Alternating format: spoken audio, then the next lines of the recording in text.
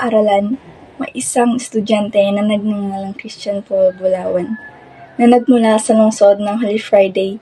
Lumaki ito na ibang wikang kinagisnan at ito ay ibanag. Kaya siya'y nahihirapang makisalamuha sa ibang tao. Sa kanyang pagpasok, ito ay napaisip at namroblema kung makakayanan niya ba ang pagsubok na ito.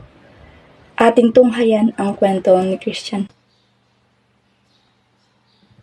Magandang umaga mga mag-aaral. Magandang umaga rin po, ma'am. Maaari na kayong umupo. Ako nga pala si Chisi Diniris, ang inyong magiging guro sa ating aralin komunikasyon at pananaliksik. Meron nga ba kayong ideya sa ating magiging talakayan ngayong araw na ito? Ang magiging talakayan natin sa araw na ito ay ang unika. Ano nga ba ang unika? Ma'am, maaari po bang ideya lang?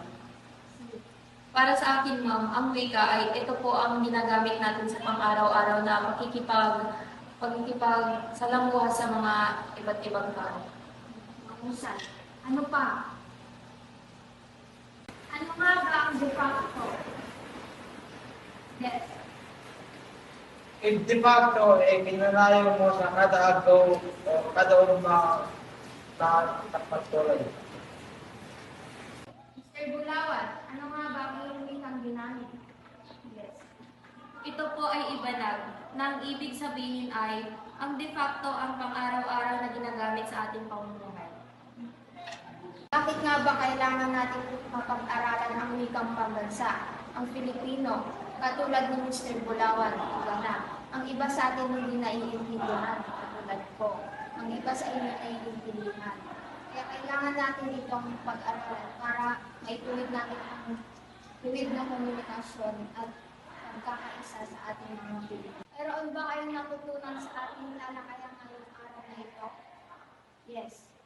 Ang natutunan ko ngayong talakayan na ito ay dapat matuto tayong tanggapin kung ano ang sarili nating wika. Ang gaya ni Mr. Bulawan na kahit di ko maintindihan is gusto ko matutunan ito. Yan lang. Husay. Meron pa bang iba?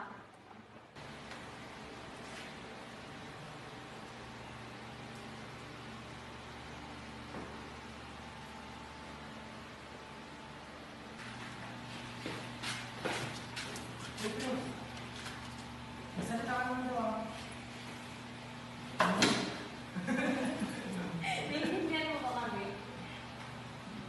Pre, turuan mo naman yung wika. Di ba marunong ka mag-ibarag kaya? Oo naman. Pwede bang pakisabi sa kanya na turuan niya kung ibarag language? Gagawin naman rin naman iba naman. Ano ba ito ay tabi ko? Ano daw bang sasabihin niya? Pwede ba ang mga pagkaibigan sana? Kuya naman na ba makipagkaibigan ganyan? Yan na Pwede lang na daw. okay.